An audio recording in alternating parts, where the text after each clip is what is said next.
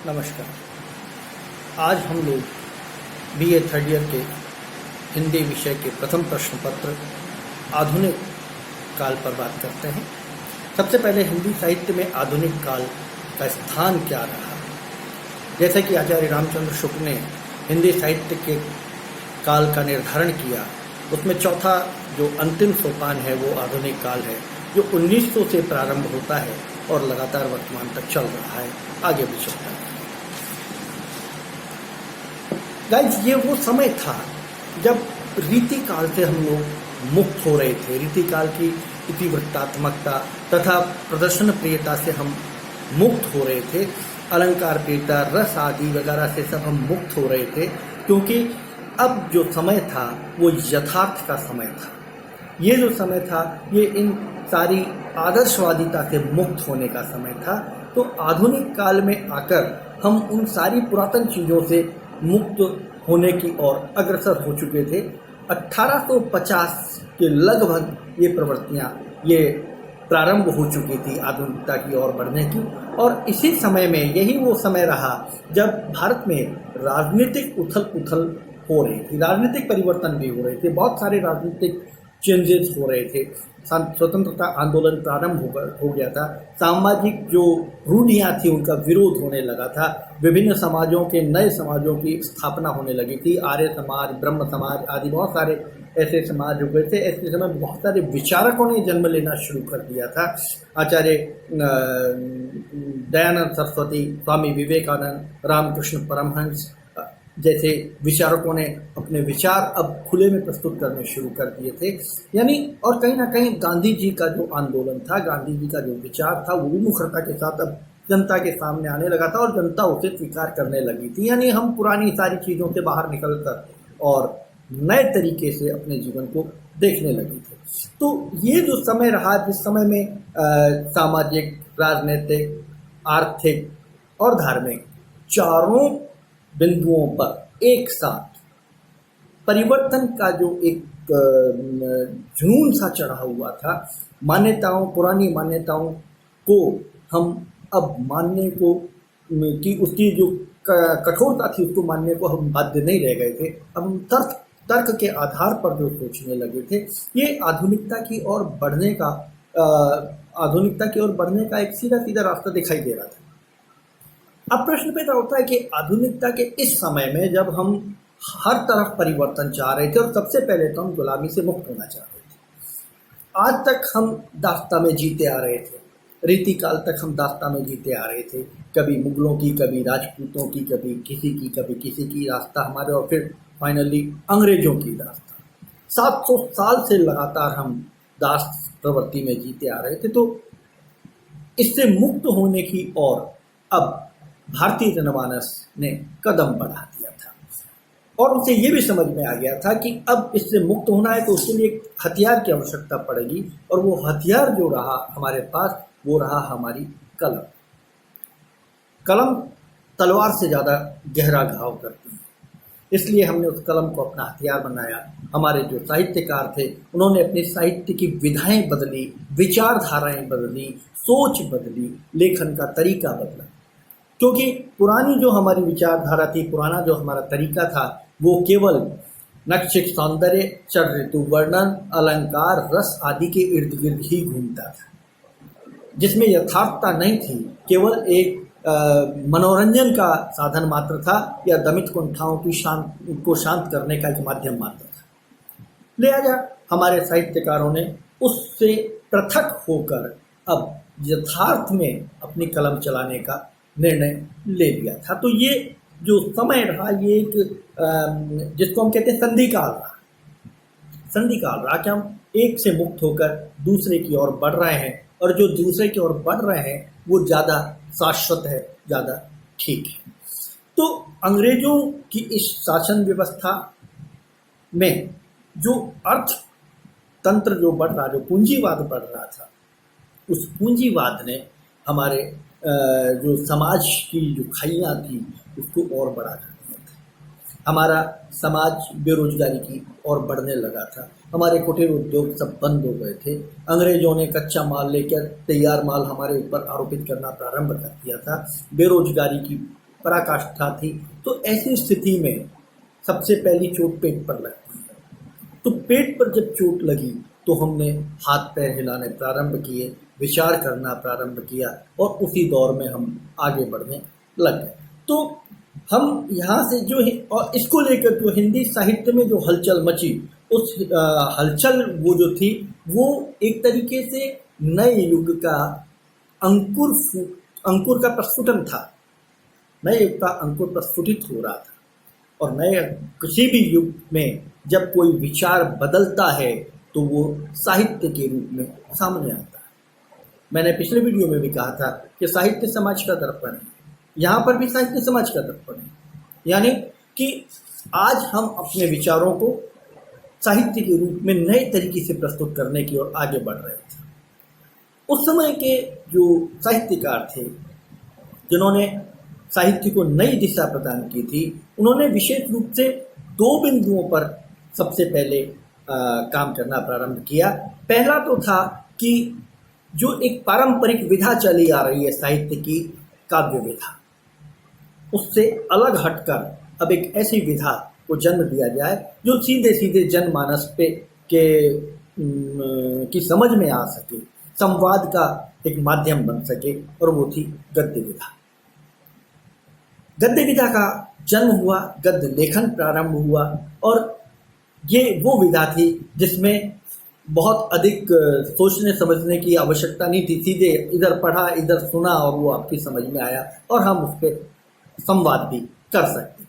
दूसरा था ब्रज भाषा के साथ साथ खड़ी बोली का विकास। इस समय में खड़ी बोली ने अपना प्रारंभिक रूप प्रदर्शित करना प्रारंभ कर दिया था और खड़ी बोली ही गद्य लेखन की सबसे पहले गद्य लेखन का माध्यम बनी। खड़ी बोली जनमानस की भाषा थी। खड़ी बोली सामान्य व्यक्ति की समझ में आने वाली भाषा थी। लिहाजा साहित्यकारों ने इसे अपना विषय बनाया, इसे अपना माध्यम बनाया और हिंदी साहित्य को इस माध्यम से आगे बढ़ाना प्रारंभ किया। इस समय को हिंदी साहित्यकारों ने 6 भागों में विभक्त किया। पहला भाग भारतेंदु काल, दूसरा भाग द्विवेदी काल, तीसरा भाग छायावादी, चौथा प्रगतिवादी, पांचवा प्रयोगवादी और छठा नई कविता। यहाँ पर रीतिकाल समाप्त हो जाता है, भारतेंदु युग का प्रारंभ हो जाता है। 1857 से 1900 तक का समय भारतेंदु का रहा और इस युग के प्रमुख पुरोधा भारतेंदु बाबू हरिश्चंद्र रहे। भारतेंदु बाबू हरिश्चंद्र ने जो हिंदी के पितामह माने जाते हैं, खड़ी बोली के पितामह माने जाते हैं, खड़ी बोली को जिन्होंने एक मुकाम दिया, आधुनिक युग के जनक माने जाते हैं भारतेंदु बाबू हरिश्चंद्र। उन्होंने हिंदी साहित्य में खड़ी बोली में सबसे पहले काव्य रचना प्रारंभ की। काव्य के साथ साथ उन्होंने नाटक, निबंध, कहानी, उपन्यास जैसी विधाओं को जन्म दिया, आगे बढ़ाया, लोगों को प्रोत्साहित किया लिखने और पढ़ने और समझने के लिए। इतना आसान नहीं होता किसी भी नई विधा को स्थापित करना, लेकिन चूंकि खड़ी बोली में था, बोलचाल की भाषा में था, इसलिए लोगों को समझ आने लगा और वो समझ आने की वजह से ये विधा तेजी से विकास करने लगी। तो एक तरफ तो हम रीतिकाल की इतिवृत्तात्मकता, रीतिकाल की अलंकार प्रियता, रस प्रियता, नायिका भेद, नक्षिक सौंदर्य, षड ऋतु वर्णन से मुक्त हो रहे थे और दूसरी ओर हम केवल एक ही मार्ग पर बढ़ रहे थे और वो मार्ग था यथार्थवाद का। अब जो था, जो सामने था, जो सामने दिख रहा है वो सच, जो दिखाया जा रहा है वो सच नहीं। ये चीज समझ में आने लग गई थी पाठक को भी और लेखक। हमें प्रस्तुत वो करना है, हमें समाज को वो देना है जो समाज के हित में हो, जो जनमानस के में एक आंदोलन उत्पन्न कर दे पढ़कर या सुनकर। तो आधुनिक काल के जो साहित्यकार रहे, उन्होंने इसी को अपना मूल मंत्र बनाया और आगे लिखना प्रारंभ किया। इसमें जो विशेष रूप से इनके सहयोगी रहे वो थे प्रताप नारायण मिश्र, प्रेमघन अंबिका दत्त, बाबू गुलाब राय, जिन्होंने निबंध लेखन, कहानी लेखन, उपन्यास लेखन के माध्यम से अपने इस आधुनिक विधा को आगे बढ़ाया और जनमानस तक पहुंचाया। इसके बाद 1900 से 1915 तक का जो समय रहा वो द्विवेदी युग के नाम से जाना जा गया। द्विवेदी आचार्य महावीर प्रसाद द्विवेदी एक विशाल विराट व्यक्तित्व हिंदी साहित्य का, जिन्होंने हिंदी साहित्य को नई दिशा प्रदान की और इन्होंने एक हथियार ईजाद किया और वो हथियार था सरस्वती पत्रिका। सरस्वती पत्रिका की प्रखरता का अंदाजा आप इससे लगा सकते हैं कि अंग्रेज सरकार ने भयभीत होकर इस पत्रिका को बैन कर दिया था। इस पत्रिका में जो रचनाएं छपती थी वो स्तरीय होती थी, वो बहुत सारे संशोधनों के बाद वो पत्रिका तक पहुंचती थी, छपती थी। उसमें जो विचार होता था वो आंदोलन करने वाला विचार होता था। उसमें जो लिखा जाता था वो एक लीक होती थी, जिस लीक पर समाज चल पड़ता था। आचार्य महावीर प्रसाद द्विवेदी के समय में जो साहित्य रचा गया, चूँकि महावीर प्रसाद द्विवेदी का विराट व्यक्तित्व था और उनके संपादन की कलम से जब रचना निकलती थी तो वो रचना तो तलवार की तीखी धार हो जाती थी। तो उस समय में जो साहित्यकार आए, जो प्रमुख साहित्यकार थे, अयोध्या सिंह उपाध्याय हरियोग, मैथिली शरण गुप्त, ठाकुर गोपाल शरण सिंह, श्रीधर पाठक, जगन्नाथ रत्नाकर आदि बहुत सारे जो साहित्यकार थे जिन्होंने अपनी कलम चलाई और हिंदी साहित्य को अमूल्य निधियां प्रदान की। हरियोग जी का प्रिय प्रवास और मैथिली शरण गुप्त जी का साकेत, ये दो महाकाव्य, आधुनिक महाकाव्य जो हैं वो उसी युग की देन है, जिन्होंने दो प्रमुख स्त्री पात्रों के चरित्र को श्रेष्ठता तक पहुंचा आधुनिक दृष्टिकोण के माध्यम से। प्रिय प्रवास में राधा को समाज सेविका के चरम स्तर पर हरियोग जी ने बैठाया, तो साकेत में सीता को गांधीवादी दर्शन के रूप में बहुत ऊपर पहुंचा। साकेत में उर्मिला का जो चित्रण जो मैथिली शरण गुप्त जी ने किया अनुपम है। इससे पहले किसी ने भी उर्मिला की ओर दृष्टिपात ही नहीं किया। तो कहने का तात्पर्य कि एक नया दृष्टिकोण, जहां हम आराध्या के रूप में राधा और सीता को देखते थे कि राम की अनुगामिनी, कृष्ण की प्रेमिका के रूप में जहां हम देखते थे राधा और सीता को, वहां अब वो कंधे से कंधा मिलाकर समाज के निर्माण में योगदान दे रही हैं। ये एक बहुत बड़ी बात थी। लोगों का दृष्टिकोण बदल गया अपने प्रिय पात्रों के माध्यम के बारे में।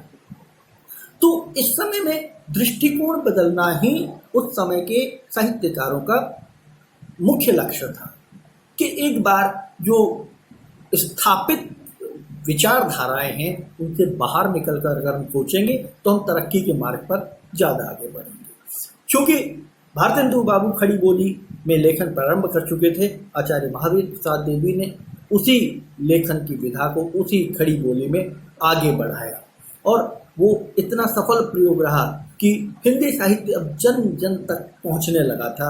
हर मनुष्य, हर व्यक्ति उसको पढ़ने के लिए आतुर था, पढ़ने के लिए अब पढ़ना प्रारंभ करने लगा था।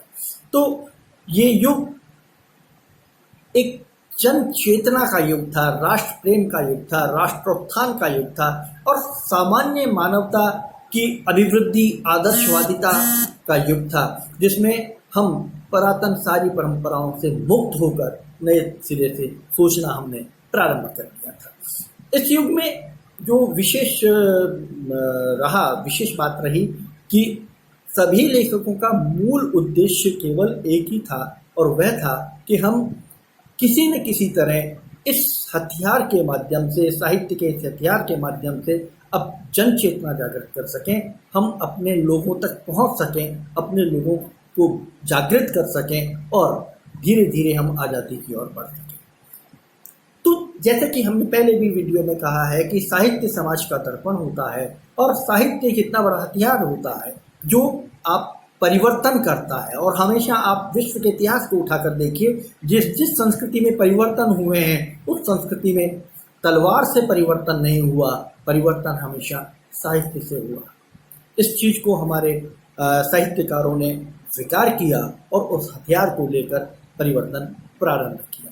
तो हिंदी साहित्य में खड़ी बोली के माध्यम से गद्य विधा का प्रारंभ करके आधुनिक युग ने अपने आप को आगे बढ़ाना प्रारंभ किया। जैसा मैंने आपको कहा कि कविता का अंत नहीं हुआ, कविता का रूप परिवर्तन हुआ। कविता अब आदर्शवाद की जगह, कविता अब अलंकार प्रियता की जगह, कविता अब रस प्रियता की जगह, कविता अब नक्षिक वर्णन की जगह, कविता अब सतृतु वर्णन की जगह भूख, गरीबी, लाचारी, बेबसी और गुलामी को अपना विषय बना चुकी थी। यानी जो है वो है। भूख खाने से शांत होती है, बेड़ियां कटेंगी तब हम मुक्त होंगे, आजाद होंगे। कि बेड़ियों में जकड़े हुए हैं, खाना है नहीं, श्रृंगार की कविताएं आपको सुनाई जा रही हैं, उससे आपकी भूख शांत होने वाली नहीं है।